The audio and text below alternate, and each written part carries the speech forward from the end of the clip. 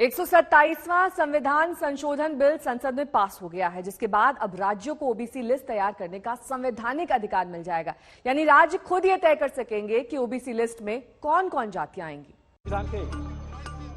मंगलवार को 127वां संविधान संशोधन बिल लोकसभा से पास हुआ और आज राज्यसभा में भी पास हो गया। एक वाक्य में इसे समझें तो अब ओबीसी लिस्ट तैयार करने का अधिकार राज्यों को मिल गया। संसद से पास बिल अब कानून बन जाएंगे, लेकिन इस कानून से क्या बदलेगा, सबसे पहले इसे समझिए। बड़ी बात नंबर 1, राज्यों को ओबीसी लिस्ट बनाने का अधिकार। बड़ी बात नंबर 2, 671 जातियों को ओबीसी का दर्जा मिला। बड़ी बात नंबर 3, ओबीसी की लिस्ट पर कंफ्यूजन खत्म होगा। बड़ी बात नंबर 4, ओबीसी में जातियों की एंट्री का रास्ता खुला। ओबीसी समुदाय की जो सामाजिक आर्थिक स्थिति में तो हमारे देश में पहले चर्चा बिल राज्यों को ओबीसी लिस्ट तैयार करने का अधिकार देने का था, लेकिन सबसे ज्यादा चर्चा जाति आधारित जनगणना पर हुई। पार्टियां कोई भी हों, सभी ने एक सुर में जातिवार जनगणना की मांग उठाई। क्या पक्ष क्या विपक्ष। अब सवाल यही है कि चाहते सब हैं तो जाति आधारित जनगणना होती क्यों नहीं। सोशियो इकोनॉमिक कास्ट सर्वे सेंसस बनी थी, लेकिन 4 से 14 के अंदर नहीं बनी। 11 में एक आई, उन्होंने उसको इम्प्लीमेंट, जयराम जी ग्रामीण विकास के मंत्री भी रहे, उसको हमने लागू किया। इसलिए देश में कास्ट सेंसस ये ऐसे इवोल्यूशनरी प्रोसेस है। कास्ट सेंसस नहीं होने से नहीं होगा ऐसा नहीं है। अनेक राज्यों ने उसको आधार माना है। निश्चित तौर पर हम पिछड़े वर्ग के लोग, हमारी जाति के लोग, वर्ग के लोग, समाज के लोग सिर्फ चुनाव के समय में फोकस जरूर होते रहे हैं। आज यदि ये जनगणना को मोहर लग जाती है संसद में कि राज्य अपने हिसाब से करा सकेंगे, तो आने वाले समय में निसंदेह हम सिर्फ चुनावों के दौर में ही नहीं, बल्कि जिस तरह मोदी सरकार में 27 ओबीसी के मंत्री शामिल हुए हैं, इस तरह ओबीसी अपने हक और अधिकार के लिए लड़ेगा।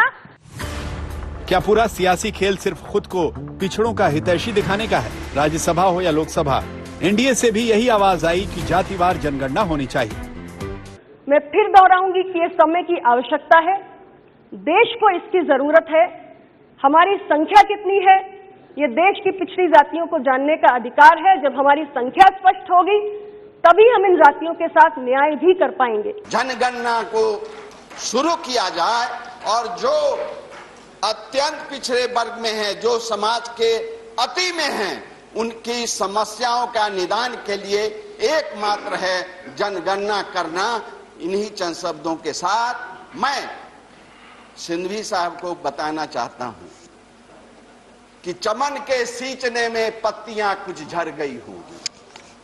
चमन के सींचने में पत्तियां कुछ झड़ गई होगी, वो इल्जाम उस पर लगाते हैं इस चमन के बेवफाई का।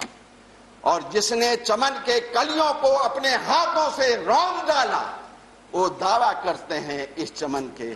धन्यवाद रामनाथ ठाकुर जी। बीजेपी सांसद हो, एनडीए के सहयोगी सभी जातिवार जनगणना की आवाज को बुलंद कर रहे हैं, लेकिन केंद्र सरकार ने जाति आधारित जनगणना करने से साफ इनकार कर दिया है। आज विपक्ष ने एक सुर में इसी मुद्दे पर केंद्र सरकार को घेरा।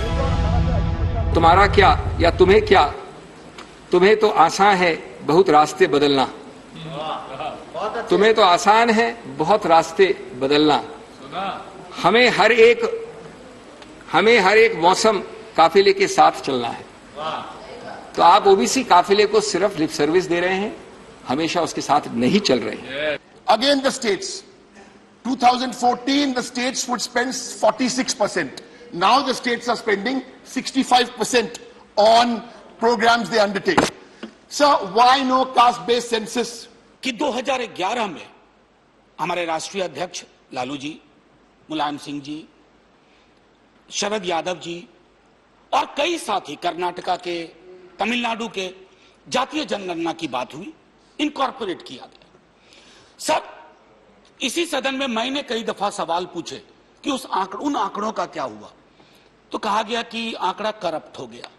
सर करप्शन ढूंढना पड़ेगा आंकड़े में है या मानस में है, क्योंकि मानस का करप्शन आंकड़ों के करप्शन में तब्दील हो जाता है। अब कहीं बात नहीं बनेगी।